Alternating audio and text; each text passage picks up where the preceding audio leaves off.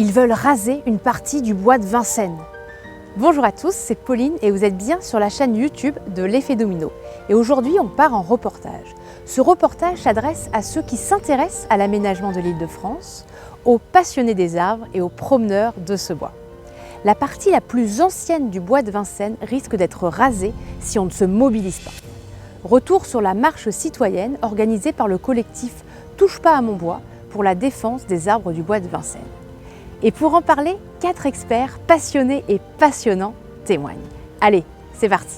On n'est pas là pour s'opposer politiquement, je dirais, à une municipalité. Par contre, on est là parce qu'il y a des chênes de très belle qualité, d'autres arbres aussi, plusieurs centaines d'arbres risquent d'être impactés par les travaux qui sont prévus par rapport au métro.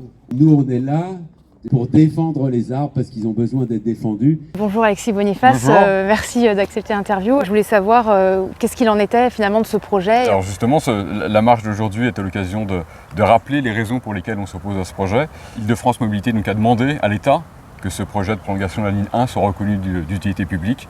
Okay. Évidemment, nous, on considère que ce ne doit pas être le cas. Déjà, le secrétariat général pour l'investissement, puis dernièrement le commissaire enquêteur et juste avant la haute autorité environnementale ont dit pour plusieurs raisons, qu'elles soient d'ordre économique ou environnemental, que ce projet n'était pas viable. Et donc nous, évidemment, on a le même point de vue parce que déclasser 6 hectares du bois, en détruire 6 hectares, en détruire 2. En plus, ce sont sur cette partie du bois, c'est une partie assez sauvage. Ce seraient des centaines d'arbres qui seraient menacés. Okay. Toute une faune et une flore alentour qui également sera impactée. Donc évidemment, ce projet, d'un point de vue écologique, il est désastreux. Il coûte une fortune, environ 2 milliards d'euros. 2 milliards d'euros. 2 milliards d'euros et des gains qui seraient très limités d'un point de vue de la circulation. Donc c'est pour ça qu'on s'oppose et qu'on est présent ici aujourd'hui. Parce qu'ils vont détruire ces arbres-là, qui sont principalement des chênes, enfin plein... Oui, il y a beaucoup de chênes, il y a environ une centaine de chênes centenaires sur le tracé. Une chêne centenaire, hein. Oui, il y a une centaine de chênes centenaires, il y a des châtaigniers, il y a un très beau chêne qui a plus de 200 ans. Donc sur ce tracé, oui, ce sont des centaines d'arbres impactés et donc toute la faune qui y réside, les écureuils, les hérissons, les oiseaux, les renards, tout ça évidemment serait...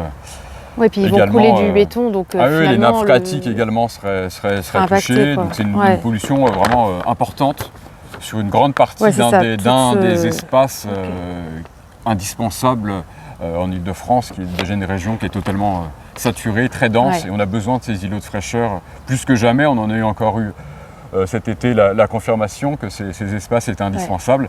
Et ils doivent être à tout prix sanctuarisés et rien ne devrait pouvoir justifier qu'on les détruise ainsi. Vous avez de l'espoir que ce projet n'aboutisse pas? On a toujours de l'espoir. L'espoir, c'est que déjà économiquement, on pense qu'il n'est pas viable. 2 milliards d'euros pour Île-de-France Mobilité qui est déjà surendettée, est-ce que ça vaut le coup? Un gain qui est très très limité, sans entrer en détail, mais comme je l'ai dit tout à l'heure.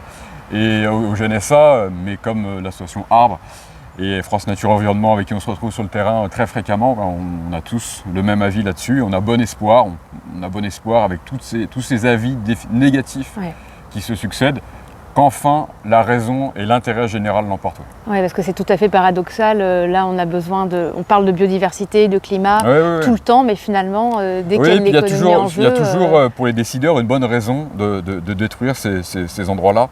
Chaque jour en Île-de-France, enfin dans la France entière, puis dans le monde entier, mais nous on se mobilise en France, dans la France entière, le GNSA.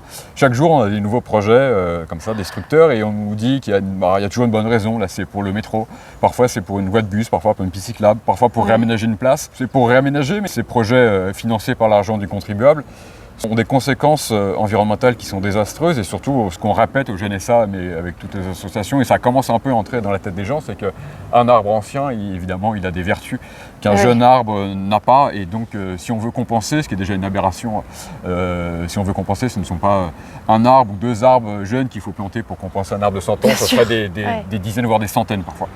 Donc ce discours qu'on a de la part des décideurs, on essaie de le démonter à chaque fois un peu plus. Ça commence à entrer dans la tête des gens qu'effectivement, un jeune arbre n'est pas égal à un arbre ancien. Non, c'est sûr, mais c'est pas parce qu'on plante que tout d'un coup on va avoir l'équivalent. Il faut sanctuariser surtout la pleine terre. Il faudrait sanctuariser. Dès qu'il y a de la pleine terre et des arbres, je pense parfois des gens effectivement qui nous disent on va replanter, sauf qu'on a des arbres en pleine terre et ils replantent, par exemple, il va y avoir un parking en dessous, et donc c'est dans 50 cm de terre, finalement c'est pas de la pleine terre, donc on va planter des arbustes ou des arbustes dans des pots.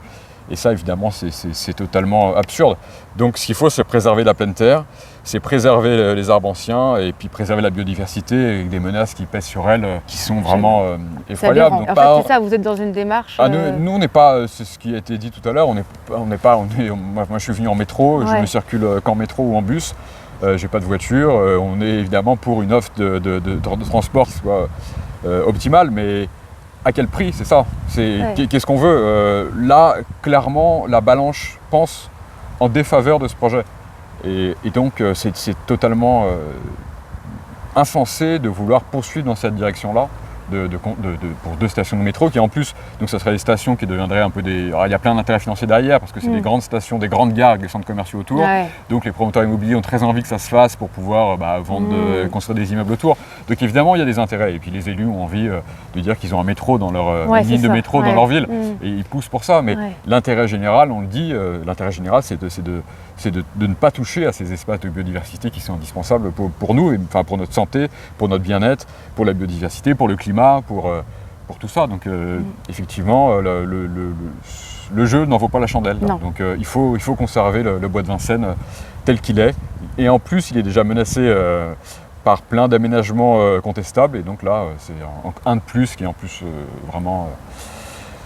vraiment condamnable. Voilà. Ouais. Très bien, merci beaucoup. Je vous en prie, merci. Merci beaucoup Marie-Noëlle d'avoir organisé tout cet événement. Est-ce que vous pouvez simplement nous expliquer sur le plan à quoi correspondent tous les points qui sont rouges? Alors déjà, ce plan représente le tracé du prolongement de la ligne 1 tel que la imagine Île-de-France Mobilité. Sur ce plan, vous avez une première tranchée et une deuxième tranchée qui sert de maintenance. Là, c'est la maintenance. Là, c'est la tranchée pour la ligne 1. Ensuite, c'est un tunnelier. Vous allez regarder sur Google à quoi ressemble un tunnelier, les tranchées. C'est absolument énorme, c'est gigantesque. Ouais. Les points rouges, on s'est concentré sur les chênes. Parce que les chênes ici ont pas mal résisté à la tempête de 99, ont connu, comme l'a dit Tanguy, toutes les périodes d'histoire depuis la Révolution. Donc on a des chênes bicentenaires. Et là, nous en avons, je crois que le chiffre exact est 143. 143 chênes. Je crois, 143 chênes dont la moitié sont centenaires, voire bicentenaires. Ouais, ils sont importants. Bien sûr, le chêne est symbolique. C'est un capteur de CO2 extraordinaire. C'est vraiment un arbre qui est très résilient, qui supporte bien la pollution. Vous avez des animaux extraordinaires comme le capricorne du chêne qui est fortement protégé par la Cour européenne. Les insectes qui vivent autour de ces arbres sont extraordinaires, sont protégés. Quand on dit qu'un animal est protégé, il est protégé lui-même, mais son environnement est protégé. Vous le savez, 39% des oiseaux nicheurs ont disparu de France en 20 ans. 39% des oiseaux nicheurs ont disparu. D'accord ? Quand on abat un arbre, on abat des nids. D'accord ? La Cour européenne a tapé sur les doigts de la France à plusieurs reprises puisqu'on ne respecte pas les animaux, on ne respecte pas la faune sauvage.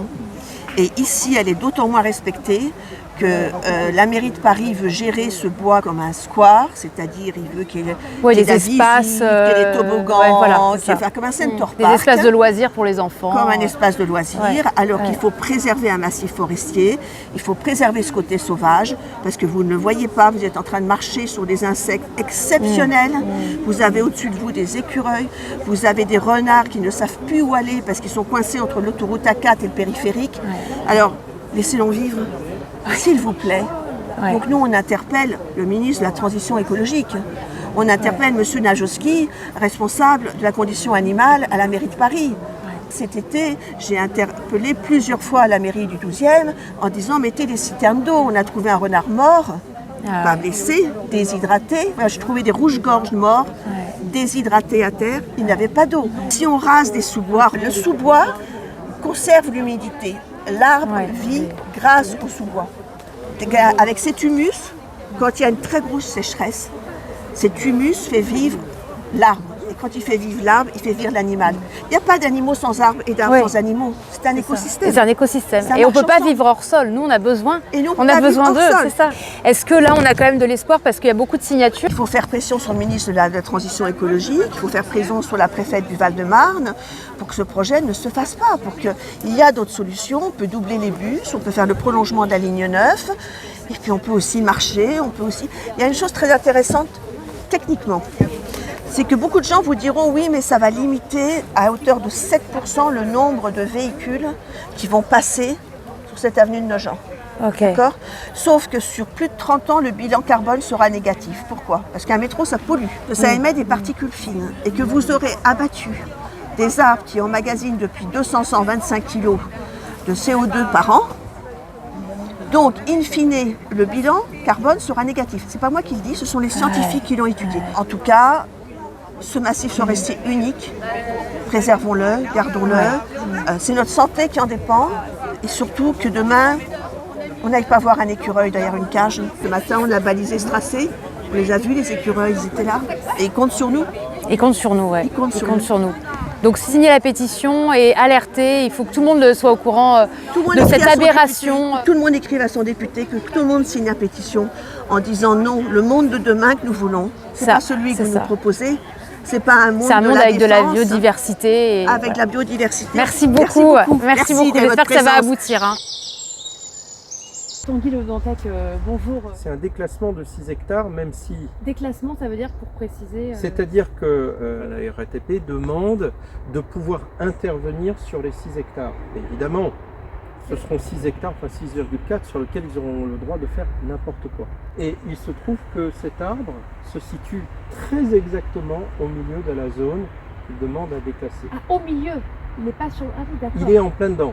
C'est un chêne qui a plus de 200 ans, qui alors certains l'ont évalué à 280 ans. Le chêne, il faut savoir, c'est un arbre qui a une densité de bois donc forte, donc il grandit très lentement. Okay. Il grandit plus lentement en fait que la plupart des autres essences, mais une fois qu'il s'installe, là on a un arbre qui dépasse largement 30 mètres, qui a un flux droit, il est absolument magnifique. Il peut encore grandir? Ah oui, oui, oui, il peut encore grandir, il est en excellente santé. Voilà, il n'y a pas un seul défaut à son écorce. Ouais, on va dire, il pourrait là encore vivre pas mal de siècles si on lui foutait la paix, comme dit Francis Allais. Une forêt, pour installer une forêt, en fait, on voit des arbres, mais c'est un processus très long, avec des successions écologiques. C'est ce qu'on appelle des cycles sylvogénétiques. C'est-à-dire qu'au début, on part de la terre nue, puis ensuite il y a des mousses, puis ensuite il y a une prairie, puis ensuite il y a des petits arbustes. Tout ça fabrique du sol progressivement. Puis ensuite il y a des essences pionnières. Là il y a une essence pionnière, il y a un robinet qui est juste à côté là.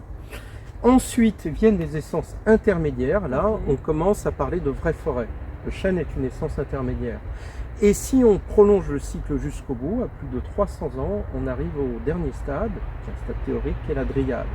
La dryade, c'est la chêne à hêtraie, c'est-à-dire un mélange de chêne et de hêtre, qui ne sont les arbres qui arrivent qu'au tout bout du cycle. C'est-à-dire qui ont besoin de conditions très spécifiques pour arriver à se développer correctement.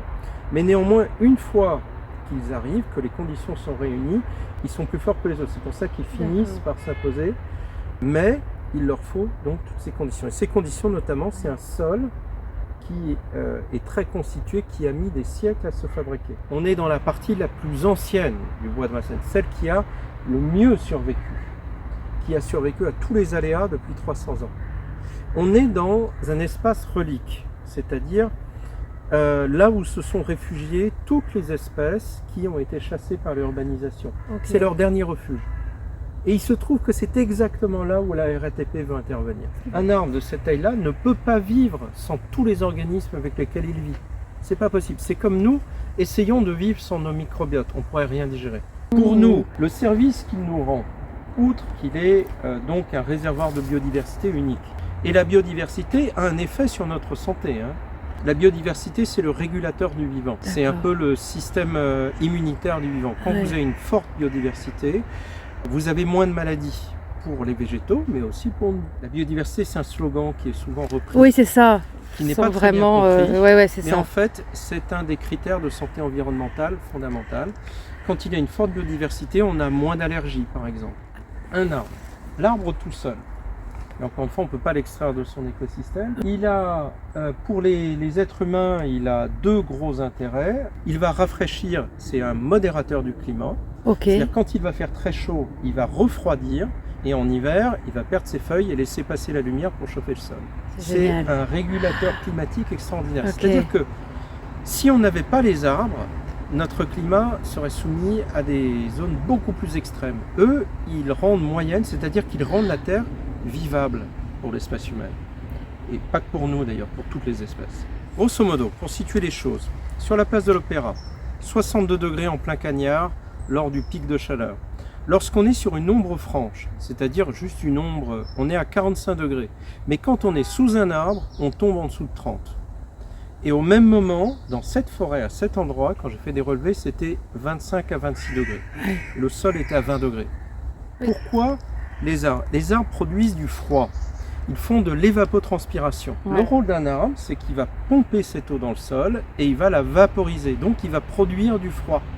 Et il va le faire avec une efficacité. Alors, un très gros chêne comme ça, quand on a un pic caniculaire, il peut pomper jusqu'à 800 litres par jour. 800 litres. Plus il fait chaud et plus il va créer du froid pour l'affronter. Ah ouais. Encore une fois, c'est un régulateur thermique, c'est un régulateur climatique. Géologiquement, on est juste à côté d'une nappe phréatique. Et donc ça veut dire que même en plein été, nos arbres ici, ils peuvent avoir accès à l'eau. S'il n'y a plus d'eau, ben l'évapotranspiration s'arrête. Et l'arbre, dans ce cas, commence à perdre ses feuilles. Exactement. Donc, c'est pour cela que c'est pure folie que de s'attaquer aux endroits qui vont vraisemblablement être les plus résistants par rapport au climat qu'on va avoir en 2030, en 2040 ou en 2050. C'est précisément les endroits qu'on doit le plus protéger possible. Bref, un projet délétère pour l'environnement et la biodiversité du bois de Vincennes. Ne laissons pas les politiques et l'argent décider de notre avenir. Ne les laissez pas faire. Partagez cette vidéo et signez la pétition.